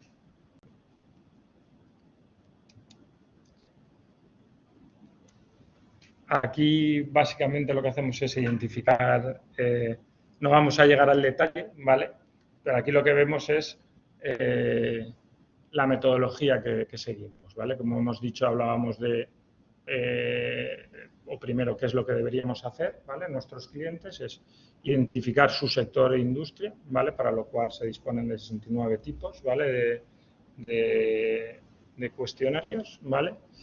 Y luego, como segundo punto, lo que hacemos a nivel interno con la herramienta es contrastar cómo 3 compañías líderes en la industria clasifican sus 18 temas, ¿vale? Hemos puesto aquí 3 ejemplos, CSA, PSI y SAT, y lo que hacemos es un mapeo de los estándares, ¿vale? Que coinciden con los temas de base, ¿vale? Para luego ponderarlos y en función de su rango máximo ordenar ese tipo de riesgos por cada sector y permitir que introduzcan las valoraciones en función de las preguntas establecidas cada una de las compañías.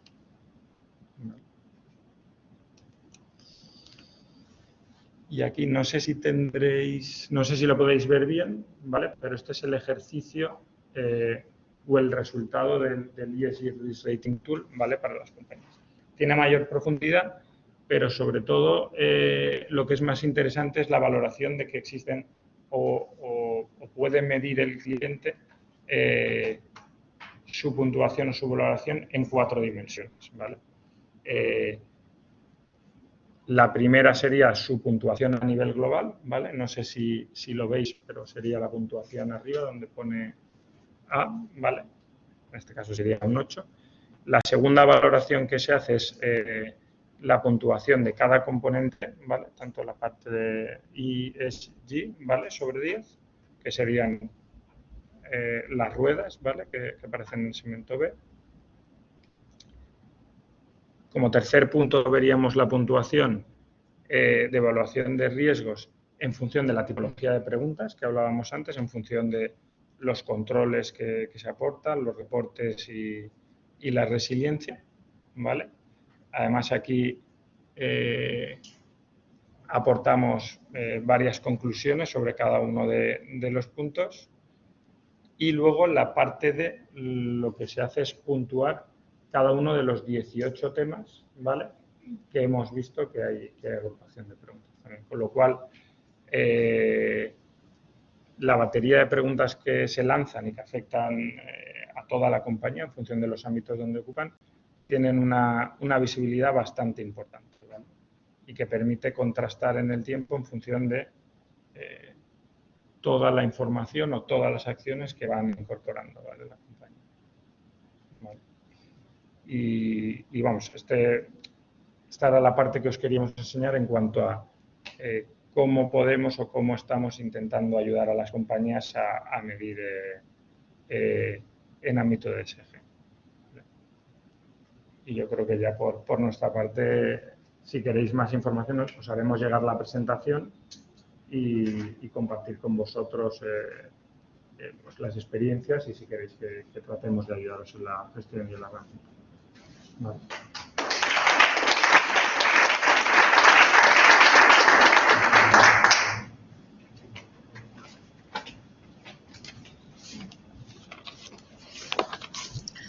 Bueno, pues buenos días. En primer lugar, yo también quiero agradecer a la Fundación que nos hayáis cedido este pequeñito espacio, ¿no?, para hacer pues una breve introducción y ver un poco cómo todo este entorno, esta vorágine de oportunidades y amenazas también está afectando a la hora de analizar los riesgos que tenemos y que recibimos en las entidades financieras por parte de las empresas. Vale, yo, aunque me hayas presentado, quería remarcar un poco para que veáis por dónde va enfocada la presentación. Mi nombre es Belén Tomás, soy directora de analistas de riesgos. Tengo un equipo de 7 magníficos analistas de riesgos aquí en Valencia y pertenezco a la Territorial Este. La parte que gestionamos es lo que nosotros llamamos banca comercial, que, bueno, pues un poco el marco o el perímetro que abarca es principalmente empresas, aunque hayan determinadas excepciones, que facturan menos de 10 millones de euros, ¿vale? Ese es un poco el perímetro de los análisis de operaciones que hacemos directamente. A ver, vamos a ir pasando. Ay, no, ahora estamos aquí. Bueno, en primer lugar lo que haré es una breve introducción, ¿vale?, para situarnos en este entorno actual con todas las amenazas que hemos comentado y que nos están bombardeando en el día a día, para después poder analizar cómo todos los cambios no solo afectan a la hora de adaptarse a las empresas, sino que nosotros también hemos tenido que adaptar un poco nuestra manera de hacer a todo esto, a esta nueva situación actual. Y después veremos cómo la tipología de operaciones solicitadas por las empresas en estos, sobre todo, últimos 2 ejercicios del tema de COVID, que ha marcado un poco un punto de antes y después, ¿vale? Esa tipología de operaciones demandadas han sido muy diferentes y han cambiado considerablemente. Y ya simplemente para finalizar, pues veremos un poco qué necesitamos desde el punto de vista del departamento para poder hacer un análisis correcto de las operaciones y poder llegar a lo que a mí me gusta llamar operaciones buenas, ¿vale? Que al final, pues, conceder una operación buena es una operación que cubra, desde luego, las necesidades que tenga una empresa, que sean operaciones estables y mantenidas en el tiempo, que se puedan mantener y, sobre todo, y por supuesto, que cumpla el marco regulatorio en el que estamos totalmente inmersos las entidades financieras. Bueno, pues ya entramos al lío y pues vamos a ver un poco cuál es la situación actual. Bueno, José María ha hecho ya muy buena introducción, ¿no?, con los miles de inputs y de riesgos que nos están afectando en poco tiempo y que al final, pues por supuesto, tienen una afectación directa en cualquier tipología de negocio empresarial, ¿vale? Vivimos tiempos convulsos y esto no lo podemos negar. Y yo me atrevería a decir que incluso diariamente van entrando nuevos actores externos, pues cuando no son conflictos geopolíticos, Rusia, Ucrania, Argelia, pues los temas medioambientales totalmente a la orden del día, cambios tecnológicos, incremento de tipo de interés, inflación, etcétera, y todo ello pues nos afecta directamente, ¿vale? Esto sí que a mí me gustaría poner un pequeño punto positivo, una puntada de optimismo, ¿vale? Sobre todo si miramos a nivel macro y tenemos que pensar que estos riesgos son globales, no son riesgos domésticos, ¿vale? Y que, pues bueno, España dentro a ver, si bajamos a lo mejor a una pyme en concreto, pues no, pero si lo miramos a nivel macro, pues parece que España puede salir en determinados temas mejor parada, ¿vale? Si hablamos, por ejemplo, del conflicto con Rusia, pues la exposición que tiene España es mucho menor que otros países, ¿vale? Vamos a tener a lo mejor otras oportunidades de importar petróleo o de tener gas licuado e incluso a lo mejor nos podemos adaptar bien a una subida de tipos de interés siempre que estos sean bastante graduales. De manera que, bueno, si al final somos capaces también un poco de gestionar correctamente los fondos europeos, pues posiblemente podamos sobrellevar mejor este tema que ahora mismo pues parece un poco fuera de lugar, ¿no? Fuera de lugar. Bueno, como consecuencia de todo ello, pues un tema que ya han comentado ellos, adaptación al cambio y resiliencia, ¿vale? Me ha gustado mucho la parte esta de oportunidades, ¿no? De las oportunidades para reforzar esta resiliencia en las organizaciones, porque no tenemos más remedio, ¿no? Y lo tenemos que ver al final, pues como una forma de tenernos que adaptar, ¿vale? Y no solo las empresas por su toma de decisiones comerciales, financieras o operativas, sino que nosotros también como una entidad tenemos que adaptarnos a los cada vez más rígidos requerimientos reguladores, ¿vale? ¿vale? Es decir, nuestra forma de hacer también se ha tenido que adaptar. Perdón. Vamos a ver. Es que no pasa, mira. Vale. Vale. Pues estos nuevos escenarios han tenido efecto en nuestros análisis de riesgo, ¿vale? Si esto nos lo llevamos al departamento, pues sí, por supuesto. ¿Vale? Hasta ahora, que también lo hacemos, pero hasta ahora nos basábamos simplemente en análisis de documentación, cuando teníamos que analizar una operación de riesgo de los estados financieros, pues cuentas anuales o información actualizada del periodo en curso, y que era una información muy estática, ¿vale? Pero es que ahora mismo con esto no tenemos suficiente. Cobra totalmente y vital importancia, ¿vale?, el estudio sobre qué medidas está tomando cada una de las empresas frente a estos nuevos actores, cómo van a salir y cómo van a afrontar estos nuevos escenarios. Y esta información ahora mismo es totalmente relevante para poder hacer un análisis económico y financiero de una operación de riesgo. ¿Qué ocurría? En momento COVID, pues bueno, pues ahora mismo si pensamos en los ejercicios 2020 y 2021, y cuando tenemos ahora mismo pues balances de 2020 y 2021, pues vemos que es una situación totalmente excepcional, que poco es comparable con años pre-COVID y que además tampoco nos sirve para establecer una evolución del negocio, ¿vale? Tendremos, por lo tanto... No quiere conmigo esto pasar. Ahora, vale, pues ¿qué pasa? Que sí que debemos seguir pidiendo estos estados financieros, estas cuentas anuales, pero necesitamos la información sobre cómo las empresas van a gestionar estos nuevos factores, ¿vale? Estos nuevos actores que entran día a día y, bueno, oye, pues importante saber, tú estás vendiendo qué parte de tu facturación es a Rusia, por ejemplo, o cómo vas a poder repercutir el incremento de los costes energéticos. ¿Vale? Toda esta es información totalmente relevante y, por supuesto, no podemos olvidar un análisis sectorial. ¿Vale? Todos sabemos que esta crisis no ha afectado de la misma manera homogénea a todos los sectores. Hay sectores, pues podemos hablar del sector de la hostelería o del ocio, que han sido mucho más castigados como otros sectores, como podría ser, por ejemplo, el sector alimentario. Es necesario, cuando tenemos una operación encima de la mesa, saber a qué sector pertenece esta empresa y cómo está evolucionando este sector para salir de esta crisis actual, ¿vale? Bueno, necesidades y ofertas. A ver, ¿qué solicitan las empresas? Bueno, pues como os comentaba antes, la tipología de operaciones que nos han pedido, si tiramos de 2 años atrás, ahora ha cambiado abismalmente, ¿vale?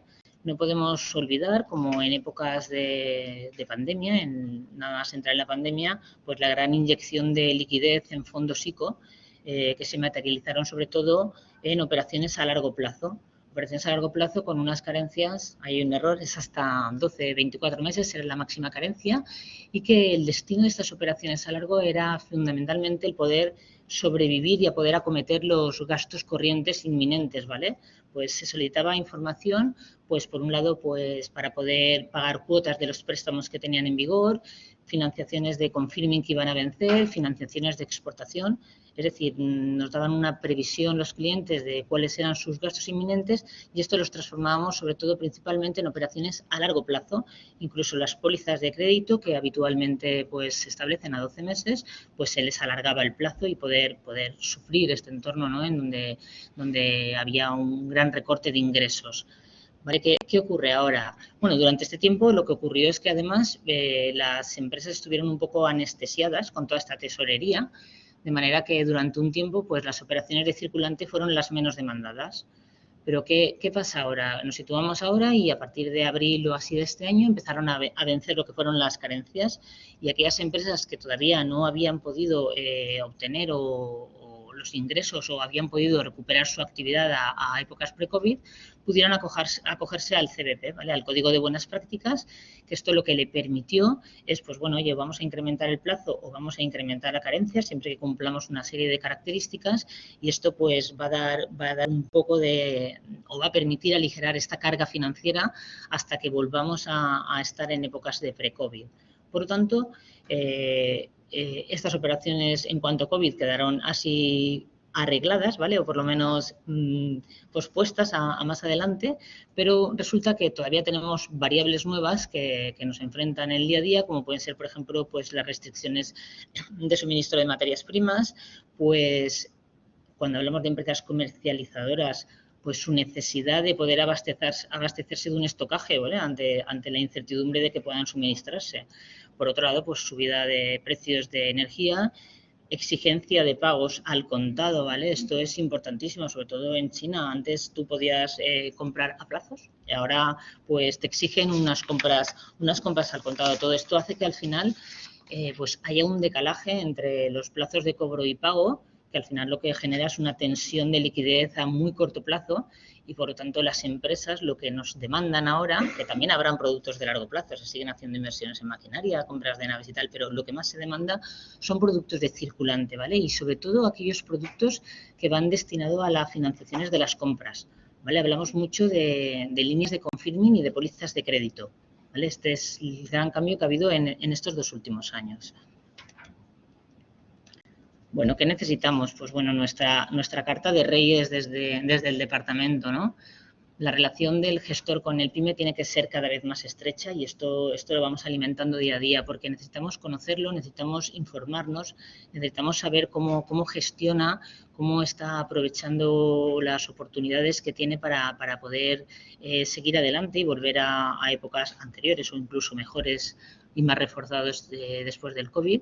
Y por lo tanto necesitamos principalmente información, ¿vale? Nosotros preguntamos ahora mucho a las empresas, ¿no? Muchos se quejan, ¿no? Y nos dicen, ¿no? Es que antes os dábamos los estados financieros y con esto teníais más que de sobra, ¿no? Para analizar una operación de riesgo. Ahora les preguntamos si se han visto afectados negativamente por incremento de precios, lo vas a poder repercutir vía cliente, tienes previsiones de tener posibilidades de temas de suministro que te vayan a afectar directamente o tienes necesidades de tener que hacer desinversiones. Es decir, mucha más información que nos aporte lo que nos aportan unos estados financieros que hoy por hoy son poco relevantes, ¿vale? Son de ejercicios que han sido un poco excepcionales, con partidas muy excepcionales. Y bueno, pues, ¿qué ofrecemos? Pues al final, y muy al hilo de lo que comentaba José María y Javier, ¿vale? Pues una financiación con finalidad sostenible, esto está a la orden del día y es una de las principales herramientas para poder impulsar una economía limpia y circular y sobre todo pues que las empresas puedan ser más eficientes en los consumos energéticos, ¿vale? Facilitamos también la tramitación a través de Pricewaterhouse de todo lo que son gestión y tramitación de ayudas, subvenciones, etcétera. Tenemos también una batería de servicios para poder aprovechar todos los fondos Next Generation, ¿vale? Informamos a los clientes, les ayudamos con sus proyectos y sobre todo les gestionamos el poder acceder a estos fondos. Y, por supuesto, pues bueno, especialistas en materia de negocio internacional, de financiaciones a largo de startups, administraciones públicas, sectoriales, etcétera, que al final pues nos permita ofrecerles propuestas que sean convenientes y que les permitan ayudarles no solo a conseguir sus objetivos y necesidades, sino sobre todo también a tomar las mejores decisiones económicas y financieras que podamos ofrecerles. Y hasta aquí mi presentación. Muchas gracias.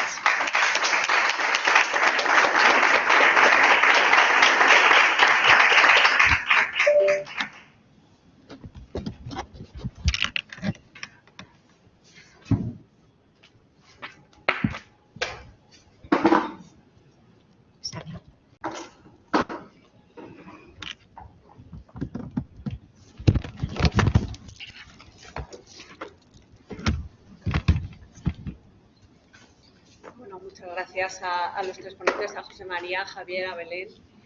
Comenzamos el turno de diálogo y de debate y primero introducimos las preguntas del público. Sí que agradecería que cuando hagáis la pregunta comentéis la empresa y la persona, el nombre, para que os conozcan los intervinientes. ¿Hay alguna pregunta que queráis trasladar a los ponentes? Sí, por aquí. Gracias, Juan. Soy Juan Raiz, vengo de la empresa Slavin, empresa de desarrollo de software en general.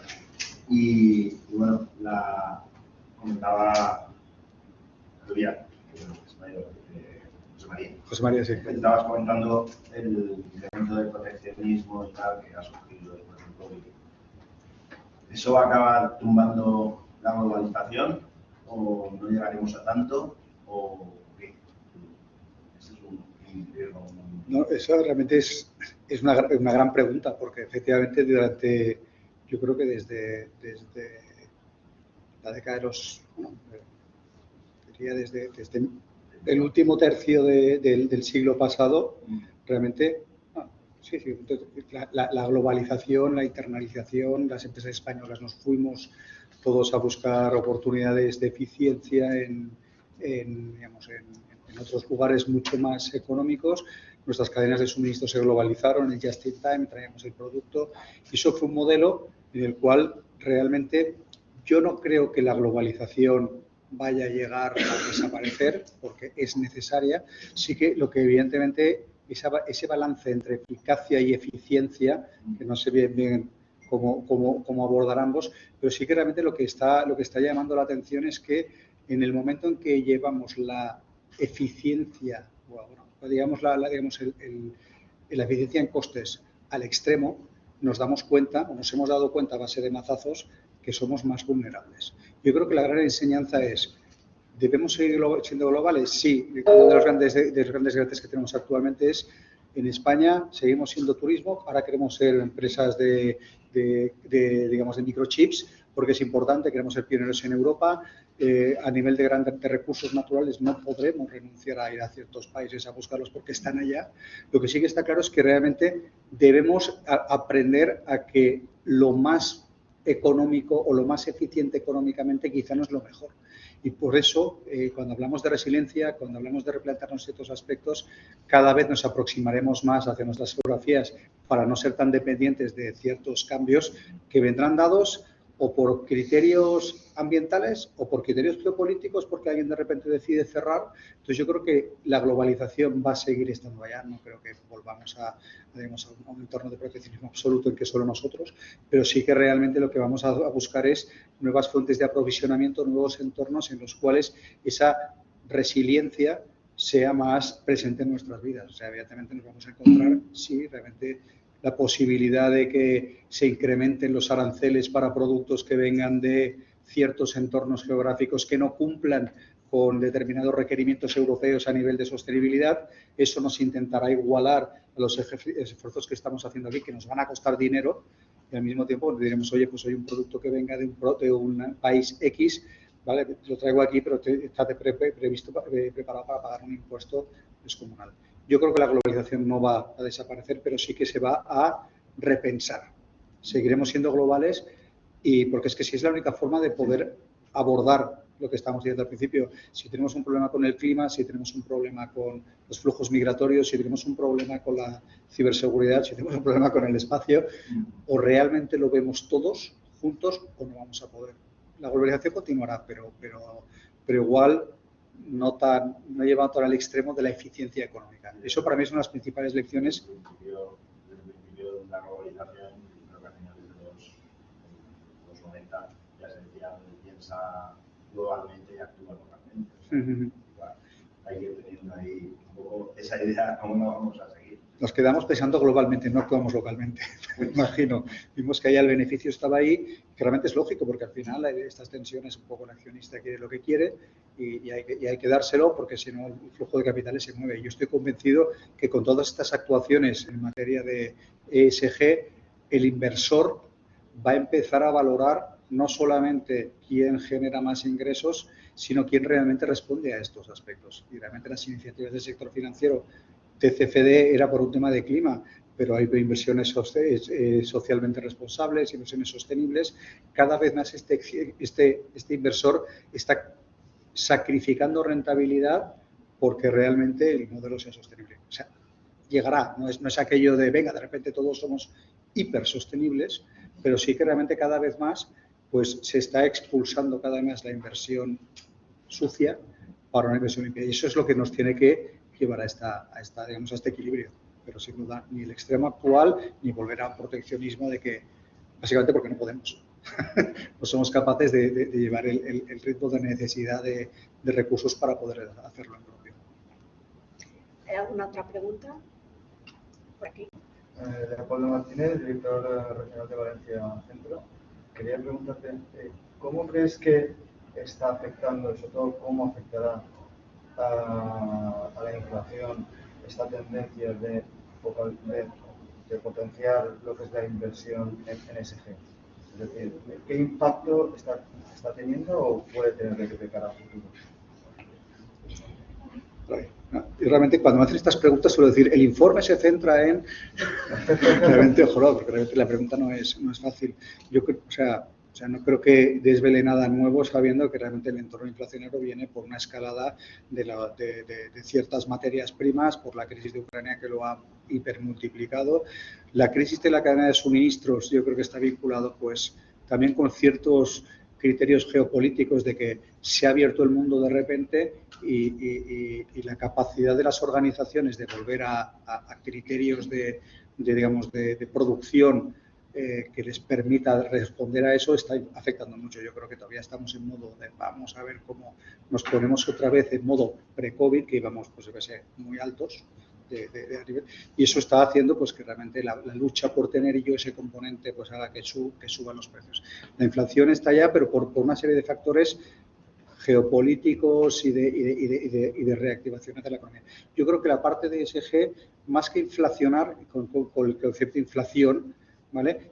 Lo que sí que va a hacer es que pues, realmente requeramos de nuevas inversiones, quizás, por eso te decía, en la medida en la que el requerimiento del retorno al inversor, un inversor que te digo sostenible, un inversor que entiende que no todo el retorno de lo que se genera tiene que ir a beneficio para devolverlo todo eso tiene que ayudar a paliar o a compensar el hecho de que nos va a costar más el poder generar ese entorno que buscamos, pero por otro lado, quien nos está prestando el dinero, no hablo del banco, perdona, no. Me estoy refiriendo a que en términos generales lo que va a tener es decir, yo no voy a ser tan exigente a la hora de cuáles son esos beneficios que espero de ti, es decir, no voy a ser tan oportunista en buscar saco el dinero de aquí a aquí para generar realmente esa tendencia en que es la espiral de inflación se venga acompañada por este incremento de los costes.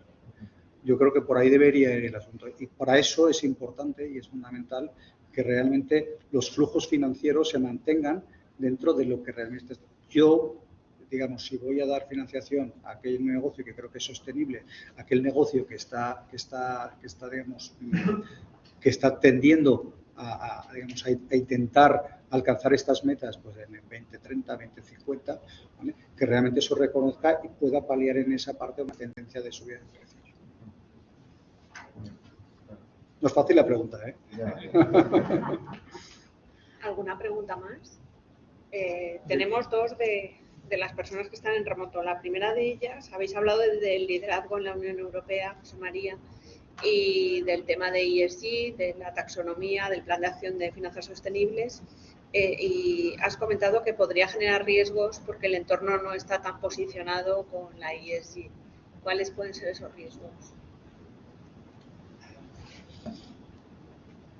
A ver, se ha tenido en cuenta que ESG, como de por sí es uno de los grandes aspectos, realmente ESG, genera oportunidades, pero al mismo tiempo genera riesgos. Genera riesgos en el sentido de que la organización deberá adaptarse, deberá repensar ciertas políticas, ciertas estrategias, ¿vale? Deberá replantearse en ciertas áreas como yo me vuelvo a relacionar con mi cadena de suministros, con lo cual eso generará tensiones en que realmente la cadena de suministros quizá no esté tan testada como la teníamos antes, puede generar riesgos de incremento de precios sin duda, cierta tendencia en la inflación, ¿vale? Luego tenemos pues todo esto en un entorno de tipos que pueda incrementarse la capacidad de poder responder a la respuesta al servicio de la deuda que podamos tener, y luego por otro lado los riesgos más exógenos podrían ser pues derivados, como estábamos comentando antes, o sea, nosotros tenemos nuestros activos ubicados en ciertas áreas geográficas que estamos identificando cómo realmente los eventos de clima extremo no solamente nos pueden afectar a nosotros físicamente en estas instalaciones, sino que pueden estar afectando a nuestras fuentes de aprovisionamiento. Vuelvo a repetir, Alemania se ha quedado inundado durante no sé cuánto tiempo por eventos que antes no sucedían. Entonces, estas tensiones en la cadena de suministro, estas capacidades de aprovisionamiento, nos tienen que invitar a repensar cuáles son aquellos riesgos donde nosotros, en nuestro quehacer como organización y donde estamos a corto, medio y a largo plazo, se puede ver afectado. Yo creo que hay que tener una visión más transversal. Os he comentado antes que una de las cosas que a mí me viene bien del informe es que en muchas ocasiones pienso en lo que tengo delante, pero que realmente cuando alguien me da ciertos inputs, no me quiero volver loco, simple y llanamente entender esto me podría pasar a mí. O sea, yo realmente cuando hablamos de resiliencia y salir del primer círculo para abrir el círculo, ya no vale con que pensemos en dónde estoy aquí en Valencia sentado aquí magníficamente en el hub del Banco Sabadell, sino realmente decir, oye, pero si yo me voy a que realmente pues esto de bien, mis aprovisionamientos vienen por aquí, cómo están tensionados, no solamente cómo están tensionados, sino qué puedo hacer yo para que efectivamente están tensionados para diversificar el riesgo en ciertas áreas o en otros aspectos que me permitan a mí poder continuar mi actividad. Yo creo que los riesgos irían principalmente por estas vías. O sea, hay muchos otros, pero que realmente yo creo que la gestión de riesgos no es un ejercicio de volverse loco e intentar pensar en temas megacatastrofistas, sino en tener esa agilidad de pensar, oye, esto me afecta, esto no me afecta. Si yo tenía estas mis preocupaciones, lo que está viniendo por delante genera algún cambio significativo, ¿vale? Pero ese G no es que sea un riesgo, para mí sigue siendo una oportunidad, pero como cualquier oportunidad, cualquier proyecto que emprendes como organización, tiene asociados una serie de aspectos y de riesgos que tienes que considerar. No es que incremente el riesgo, sino que me obliga a repensar estos nuevos retos que tengo por delante, cómo pueden incidir. Y ese para mí es el ejercicio. Y de hecho, una de las grandes áreas en las que estamos trabajando nosotros es decir, pues las organizaciones pueden tener su área de auditoría interna que revisa los riesgos. Cuando vamos con el tema de sostenibilidad, de clima, realmente nos damos cuenta que hay mucha gente haciendo muchas cosas, ¿vale? Y lo interesante es agruparlo, como comentaba Javier, con el informe de riesgo, con el risk rating. Lo que intentamos es meter todos estos aspectos juntos que nos permitirán saber dónde estamos. Es una herramienta para que la empresa sepa dónde está. Y a partir de allá pueden salir ideas diciendo, pues estoy bien por aquí, podría estar mejor, podría continuar. Y ya es una herramienta para que internamente, si tenemos una política ya clara o si no la tenemos, que nos ayude a definir si realmente el camino, viendo lo que están haciendo otros, es el camino adecuado, identificar por dónde nos podemos ver afectados y que eso forme parte de la estrategia. Ese eje es transversal a la organización como lo son los riesgos. Y yo creo que entonces eso tiene que casar muy bien. Muchas gracias. Otra de las preguntas es sobre los coches eléctricos. Ahora, con el desarrollo de los coches eléctricos, aumentará la dependencia de tierras raras y el principal proveedor es China. ¿Aparece la preocupación de esta futura dependencia en el mapa de riesgos? No recuerdo exactamente en cuál de las, creo que era en los riesgos más a largo plazo, aparecía el tema de los recursos naturales. Efectivamente, la falta de acceso a materiales, digamos, escasos, realmente lo que tiene que invitar es a que la industria evolucione hacia nuevas tecnologías que permitan, digamos, encontrar alternativas a ello. Yo creo que eso forma parte de la evolución. Se está hablando de pues, que si realmente ahora con una gota de agua podemos ya, conducir durante no sé cuántos miles de kilómetros. Se está hablando de hidrógeno como fuente alternativa. Realmente yo creo que el reto de la industria es que ahora estamos trabajando con lo que conocemos, pero que la industria en sí está reinventándose para poder identificar nuevas fuentes de abastecimiento.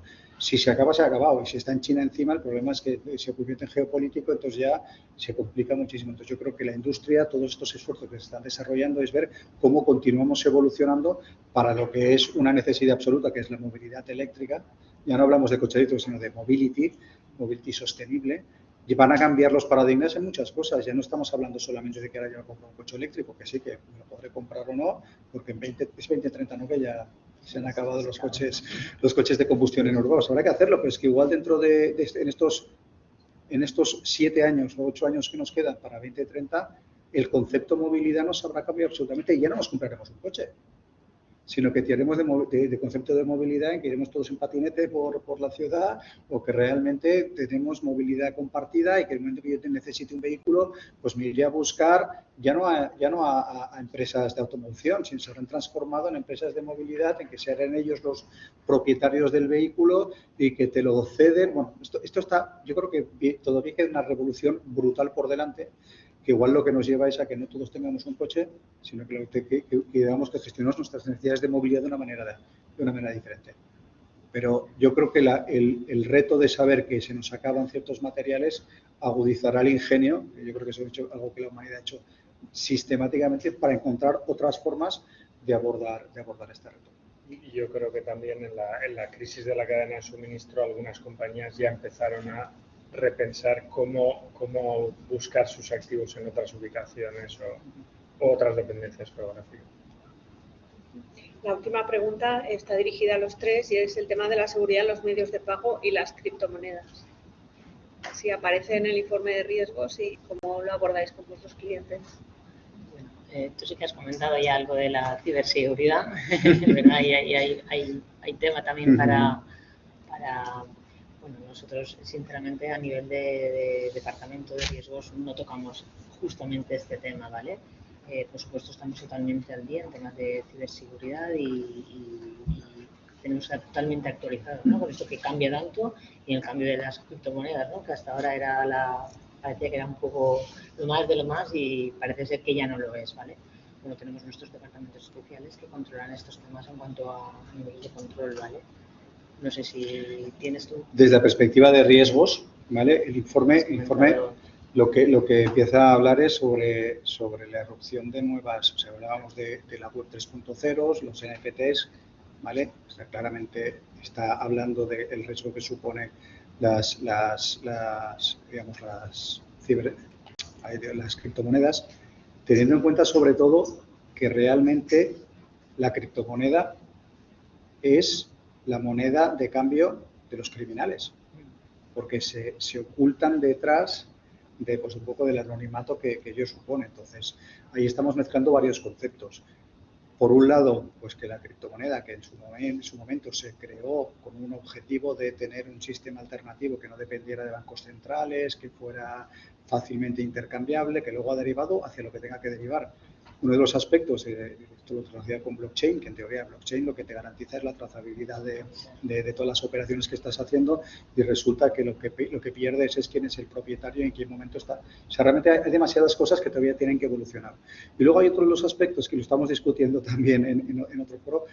Primero, uno, efectivamente, que eso ya de por sí es un riesgo. La criptomoneda, digamos, facilita el cibercrimen. Estamos encontrando en muchas ocasiones que cuando hay algún tipo de ataque a una empresa, ese ransomware al final acaba en 3 cosas. Muy pocas veces te están atacando para llevarse tu información. O sea, lo que seas, evidentemente, una empresa mega tecnológica y que tengas un secreto mejor guardado. Pero eso no está pasando. Lo que te atacan por, digamos, aleatoriamente, y cuando están dentro, entonces ya ven qué es lo que hacen. El ataque, el típico fraude al CEO, el típico, pues, todos estos aspectos, luego al final lo que te piden son criptomonedas. O cuando te han encriptado toda tu base de datos y estás desesperado porque es que no puedes ni hacer funcionar a tu almacén, ni realmente manejar pedidos, al final lo que te piden es, a ver, pues 5 millones de euros en criptomonedas. Te lo piden y al final dices, pues intentas ver si cedo o no cedo. Por lo cual ya estamos viendo que la criptomoneda pues tendrá sus partes positivas, pero tiene un lado oscuro. Bueno, te metes en la dark web y se comercia con todo. Y, oye, con criptos haces lo que te dé la gana. Y luego, esto por un lado, con lo cual aparece como un riesgo que claramente incita a incrementar la ciberdelincuencia y que evita el ciberriesgo con el riesgo que supone para las organizaciones. Pero por otro lado, también, claro, realmente se están avanzando a pasos agigantados en la computación cuántica. Cuando la computación cuántica sea una realidad, todo el entorno de minar monedas, todo el entorno de de la seguridad de la clave de tu wallet, pues esto habrá que ver cómo evoluciona, porque realmente con la computación cuántica operaciones que antes requerían de 25 años te los hacen en 3 segundos. Con lo cual habrá que ver todo eso cómo incide. Pero eso ya se queda para más adelante. Ahí está la lucha entre los chinos y los americanos, a quién hace el primer ordenador cuántico.